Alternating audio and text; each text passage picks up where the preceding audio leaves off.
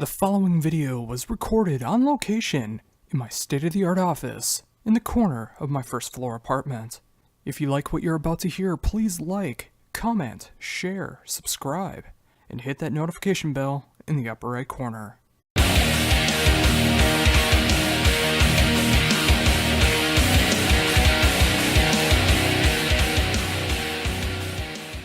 Hi, how's it going? Pretty good. What about you? I'm doing great. Thank you for taking time to do this interview. Yeah, no problem. Oh, well, awesome. Well, a few years back, we were able to talk about the first album from Next to None, and it's an honor to be able to talk about the brand new album, which, of course, is available now through EMP. Mm-hmm. Yeah, we're really excited about that. It's been out for a little bit now, and, we've been getting some nice feedback and been able to play these songs at, this last tour we just did. We just did, an East Coast leg in the U.S., and now we're going to do West Coast, which is actually cool because it's going to be our first time playing a lot of those West Coast places. Yeah, and then it's really cool to be able to see that. I mean, of course, being more from the West Coast and being able to tour that, I mean, being able to get to the other side of the country and being able to explore everything that's that way in a band, I mean, that's got to be a really cool feeling. Yeah, it's awesome. I mean, I think the farthest West Coast we've gone, we did a couple shows, maybe 2 in Wisconsin, but that was kind of about it.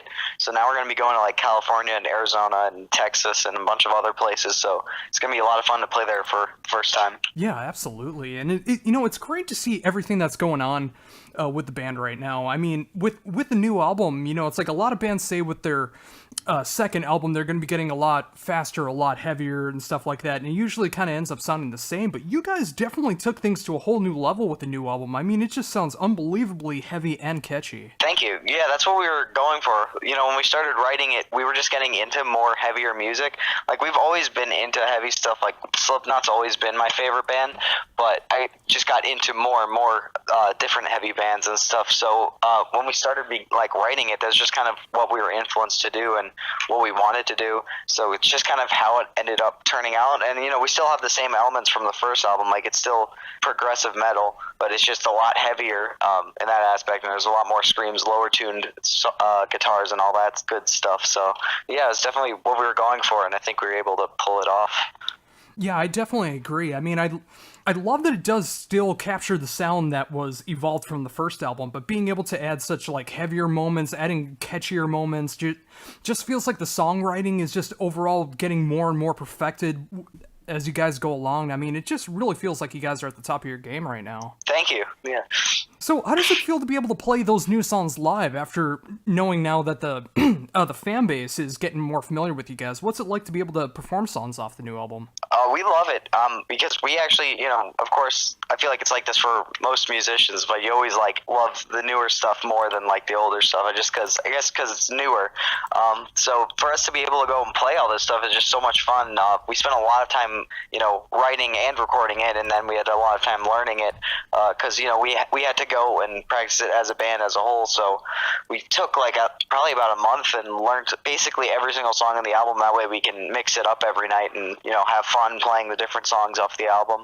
And we were able to do all the progressive songs on the Shattered Fortress tour, and now that we're on this Dollskin tour, we can do all the more shorter metal songs. So it's awesome to be able to play basically the entire album and do whatever we want. It's a lot of fun. Yeah, and that really shows a lot of variety that you guys are able to do. I mean, being able to go from opening for your dad with Shattered Fortress to being able to tour with a band like Dollskin, I mean, it's two very different audiences, but you guys are able to fill that creative void that's going on there and be able to play both and be treated the same way with the same respect. Mm-hmm.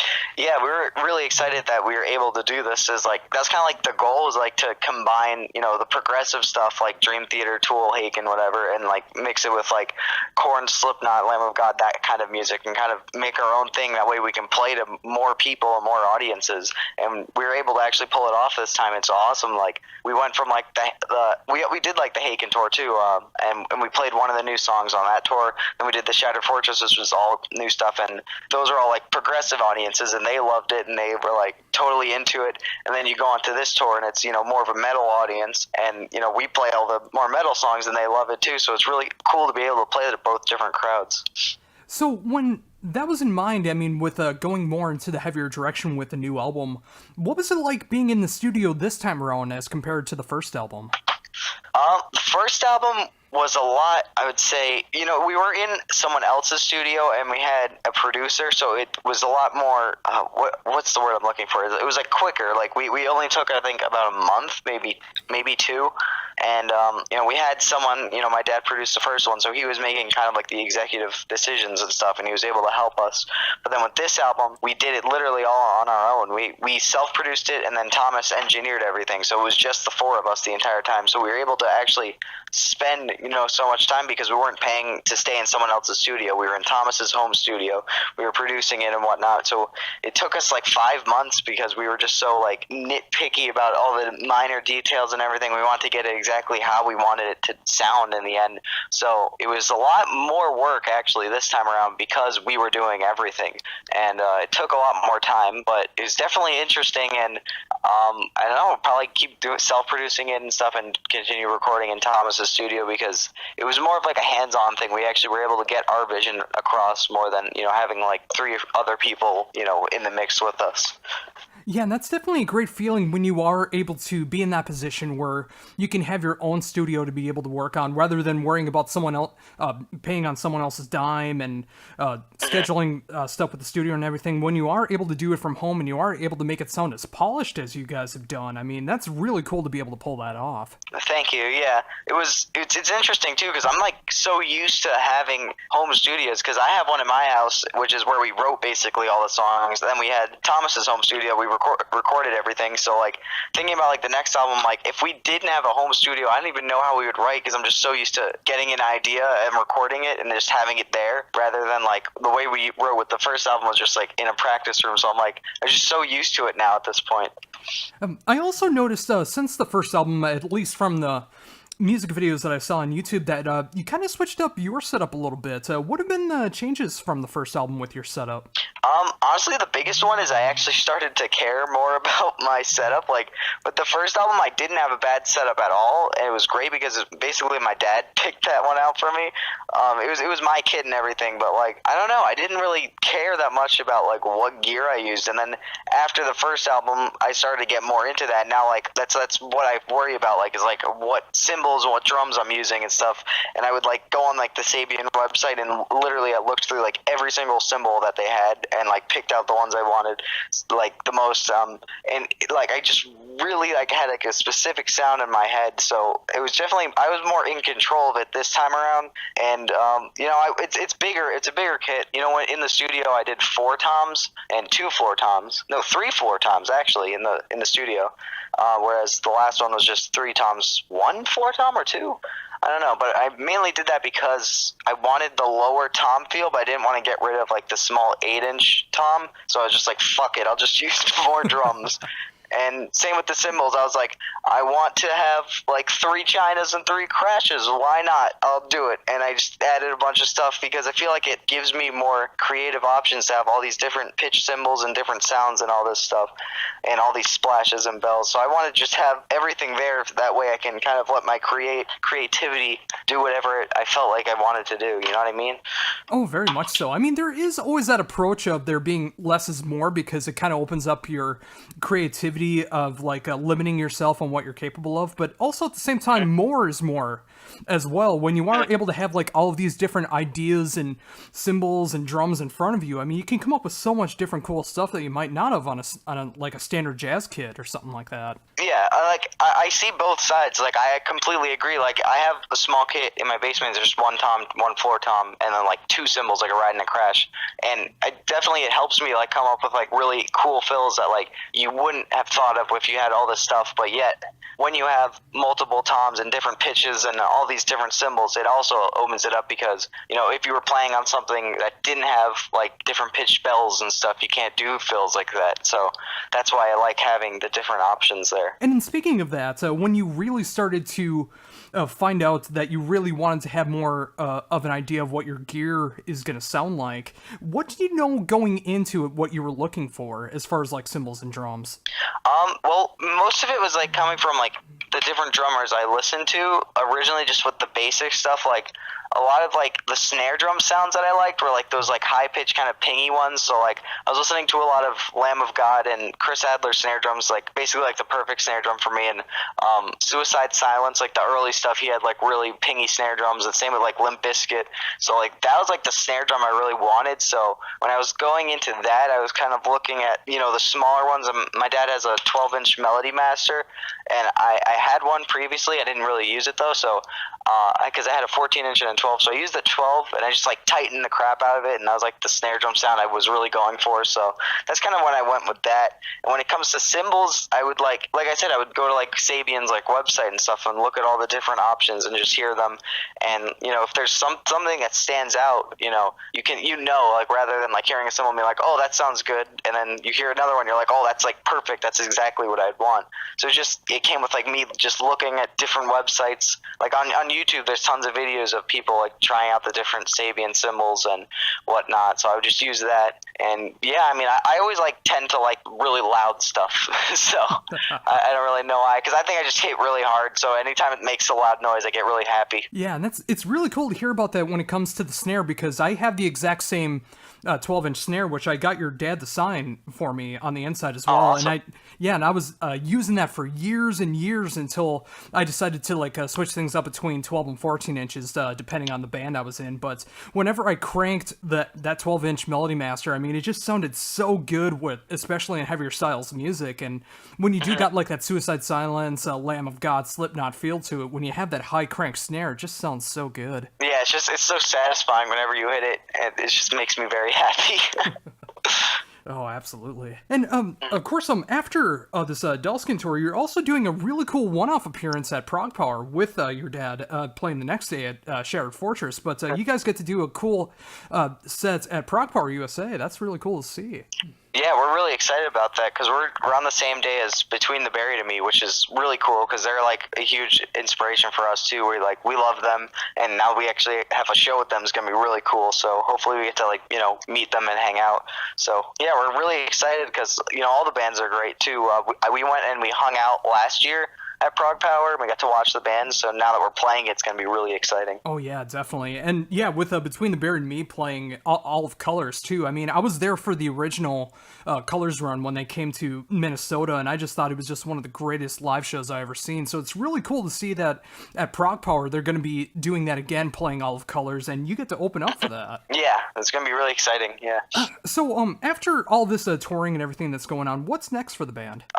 As of right now, we're home for like about a week, and then we go out, you know, with the Delskin tour again. We do the West Coast stuff, and then like you were saying, we have Prog Power. We have a couple other shows, like we're playing Mexico City with the Shattered Fortress and Haken.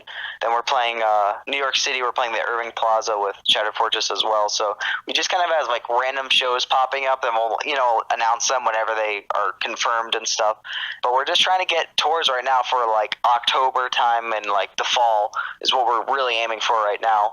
So we're like trying to figure stuff out. I can't really talk about anything just yet. Sure. But once it's confirmed, you know, it'll be up on our website and our Facebook and everything. Oh, very cool. Yeah, I mean, for the stuff that's already been announced, I mean, it's cool enough that you get to be able to tour America the way that you have, like with all these different bands and tours, opening for your dad or Delskin or any of these other things. But now being able to like tour internationally too, I mean, the fact that you guys are going out to Mexico City to be able to play, that is just so cool. Yeah, we're really excited about that. I mean, we just went to Mexico on my dad's cruise, and that was our first time there. So like it was really cool. We got to like hang out at the beach and stuff, and now we're like, oh, we're gonna be able to come back now and play an actual show here. It's gonna be freaking cool. So we're really excited about that. Yeah, and you know, again, you know, just like with your guys' style, I mean, being able to adapt to all these situations, I mean, do you feel any pressure at all, like opening for your dad while you're playing, or is it just becoming so natural for you now? It's just really natural for me. I mean, I never really had pressure playing with my dad. I actually feel more comfortable when, you know, my dad's around, and like because we've opened for a couple of his bands before. We've like opened for Winery Dogs, Adrenaline Mob, and you know, the Shattered Fortress and stuff. So anytime we're playing like that, Metal Allegiance as well, like I just enjoy it because, you know, he's, you know, not only is he my dad, but he's a big inspiration for me. So it's just cool to like have your dad there and like watching you, and then you get to watch him afterwards. So it's a lot of fun. So I'm not pressured whenever we have a show with one of my dad's bands or something. It's always just more fun than it is like stressful or anything. Yeah, and that's the way it should be. I mean, with obviously with him being such a huge inspiration and learning so much from him, I mean, that's got to be a really cool situation as well. Like being that comfortable, you know, in front of such huge audiences as your dad brings in with Shattered Fortress or any of the bands that he's a part of, and being able to get that crowd in and show what you're capable of with your band and your style playing. I mean, that's just a really great way to start off a career. Yeah, it was awesome. Like the Shattered Fortress tour was easily like some of the biggest shows we've played, so it was like really cool. What have you learned from those experiences rather than, you know, when you are able to play more internationally in these bigger shows? What's it like for you compared to like playing some of the smaller venues you guys have done in the past? It's interesting because, you know, we went, like I said, some of those Shattered Fortress shows are like the biggest ones we've played, especially the last show in Tilburg. And then we go to like this Dalskin tour and we're playing like, you know, kind of like smaller clubs again. So it's interesting that like we were able to go from like that sort of thing to this. And it's nice though, because I enjoy playing both of them. Like there's good things about both, even though they're completely different. Like the smaller shows are a lot more intimate and we get to like actually like hang out with the fans, whereas, you know, we were playing to like 1,500 people, you don't really get to see all of them. You know, you can hang out at merch and see maybe like 50 people, but that's about it. Whereas like, you know, you're playing these small clubs, you get to see the people that are there and meet all of them and hang out, and it's awesome. So it's fun to be able to play both of them right now. And with that in mind, I mean, you and your whole family were able to go to Prog Power last year, and you know, getting to go through that whole experience of seeing what everything's about. How does it feel now being able to play that now with everything that you saw from last year in mind? It's awesome because we were there and we got to like hang out backstage and see everyone, and now we're gonna be playing and like hanging out backstage because we actually are there for a reason. We're not just going there to like, you know, watch the show. It's gonna be interesting. But yeah, we're really excited because all the bands are great and we're fans of a lot of the bands that are playing there. So, you know, not only do we get to perform in front of like a great audience, because everyone there is like knows each other and everything, so we're going to be able to play in front of like a great audience and then watch all these great bands with, you know, everyone there. So it's going to be awesome. Oh yeah, I've been there the last couple of years, and this year will be my third year going, and I'm really looking forward to it. It's such a solid bill from start to finish, and it's so cool to be able to see that you were there last year, and now I get to see you playing the show on Thursday, and just being able to open for Between the Buried and Me and Metal Church. I mean, it's gonna be a really cool experience. Yeah, we're really excited about it. Going back a little bit, you were talking about like really starting to get into more of the heavier music before you guys started recording the newest album. What have you been working on drumming wise in that heavier style? Like what have you really progressed on the most? A lot of my speed, basically. I practiced a lot of double bass stuff. So, like, I think you can hear it on this album in like Pause and The Wanderer. There's a lot of sections that are like really fast double bass stuff. So that was like something I was really pushing for, because it was easier for me to grasp like the odd time signatures and like all the complicated stuff, but for me to actually play fast and like do all these blast beats and double bass stuff, like I actually have to like really sit down and focus on that, because like, you know, you physically need to get your, you know, your legs and hands up to that speed. So whereas like with the odd time signatures, I can just be like, oh, I can kind of feel 7/8 or 9/8 or whatever. So that was something I really worked on for this album. And I also got into a lot of polyrhythms and stuff, and that's not really, you know, part of like the metal aspect. That's more of like a progressive thing, but that was something I worked on too a lot. And, you know, songs like Clarity and even Pause too, I actually have some polyrhythms and stuff that were actually really difficult for me, and I actually had to practice them a lot before the tours because I didn't want to mess them up. Yeah, I was gonna ask about that too, because like I really noticed those polyrhythms sticking out, and Pause is a great example of that. I mean, it just sounds outstanding what you're doing with that. I mean, it seems so complicated when you hear it, but when you are finally able to like nail that down in the recording and being able to nail that down for a tour setting, I mean, it just makes you feel that much more accomplished. Yeah, it's weird how like my mind is like when I go to like write these sections, like for example the beginning of Pause, after like the blast beat, it gets to like that kind of mellow part, and I'm doing like 4 different things at once, and it took me so long to like learn it, and like maybe like a month to like write and learn it, and like finally once I got it, I was like, oh, it's not that bad. And, like next album I could do something even harder, and I'm like and then like, so I'm always like pushing myself. So like it's weird that you can go from like struggling with it for so long, and then once you get it, it just kind kind of feels right and natural, and you want to push yourself even more. So I'm excited to, whenever we start writing the next one, to make some even more crazy polyrhythm stuff that's going to take me long time to learn. Oh, awesome.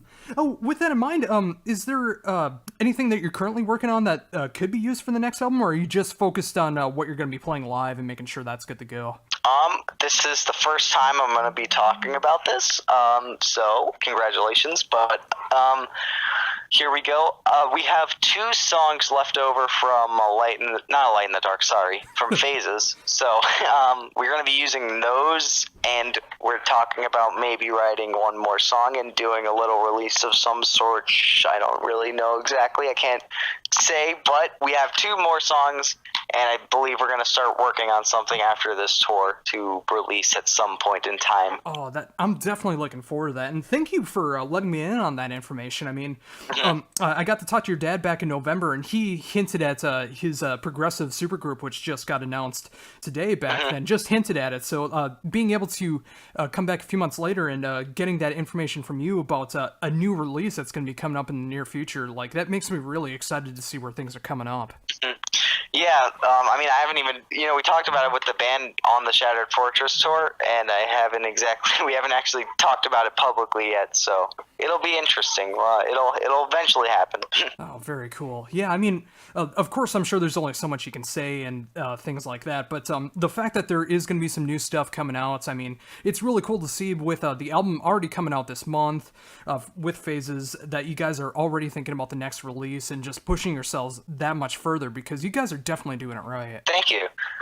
Oh yeah, not a problem. And it's just like, it's so cool to see that you guys have been able to play internationally, get all these great fan bases, get on these great tours and one-off shows and stuff like that. And with it just being the second album and having all these great experiences, I mean, you got to be able to learn so much from, like, being on the road and all these different shows and in the studio. And it definitely sounds like you guys are doing it right. You guys are still friends. It doesn't feel like there's much of animosity or anything going on. It just feels like you guys are just writing the music you love and playing the songs you want to play live. Mm-hmm. Yeah, I mean, that's what we were going for. We just wanted to have fun and write music, and then thankfully we're able to do all these tours and stuff and actually make it kind of like our career. And this is now our focus in life, and we want to make sure we can succeed and keep doing it because we have so much fun, writing and recording and playing shows. So to be able to actually do this is really incredible.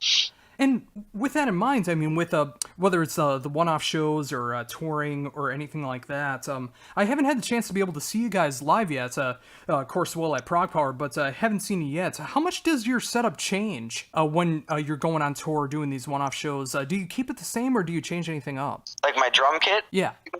It kind of changes a lot, honestly. It depends on like whether or not I get to bring my own kit, because sometimes it's like some shows are really hectic and stuff, so you just use like the house kit or whatnot. But like on the last tour, the Shattered Fortress tour, wasn't my actual kit. Tama loaned me one for that tour, so it was a different setup than normal. It was like 2 toms, 2 kicks, 2 floors, and then 2 crashes, 2 chinas, a ride, and like a splash and a bell. So that's different than like my studio setup. And now on this tour, I have what is it again? It's 2 toms again, 1 floor tom though this time, and a lot less cymbals. So it's kind of always just changing, but generally it's like the basic stuff is like what I had on like the Shattered Fortress tour, and sometimes I'll add some toms, take away some toms, depending on if there's a lot of time and like setup, what's it called, like set changes and stuff. If there's like 5 minutes and I'm like, all right, I definitely can't set up all this shit, I have to like start cutting things down. Yeah, I mean, once you get to that point where you can have your own drum tech and everything who takes care of all that for you, that's one thing. But when you got to take care of your own drums and you go on these tours and stuff like that, I mean, making sure that you have enough in your setup to be able to play everything that you want to and feel comfortable with it. I mean, it's good to see that you are able to adapt like that, whether it's playing a house kit or playing a loan kit or being able to play your own kits. It's great to see that adaptation. Yeah, like I definitely in the future, I hope I'll be able to get the setup I used in the studio, because that's kind of probably be what I use on most recordings, like that setup. So hopefully one day I'll be able to have someone that can work that out for me. But for now, I'm cool just throwing together whatever I have and making it work. Well, you guys are definitely making it work so far, and I'm really happy to see like all the progress that you guys have made over the years, and being able to celebrate and be able to support the brand new album Phases, which is out now in North America through EMP and the rest of the world through Inside Out. I really appreciate you taking the time to be able to talk to me about everything that's going on in the world of Next to None right now, and your drumming style and everything that's coming up right now. Again, I'm just really excited for you guys. It's really cool to see this style of music getting a great representation from you guys, and I can't wait to see where things go from here. Thanks, man. Yeah, anytime, you want to do another interview or some stuff, I'll gladly do it. I love doing this stuff. Oh, awesome. Yeah, I mean, anytime you got something to plug or anything, I would definitely be up for it. Awesome, cool. Before we wrap things up, is there anything else you'd like to mention that I haven't brought up yet? I think we pretty much covered everything. I mean, other than maybe our website is nexttonone.net, and we're on Instagram and Twitter and Facebook, I guess. It's the only thing we didn't really mention, but I mean, yeah, we basically covered everything, all the shows and everything, so I think we're good.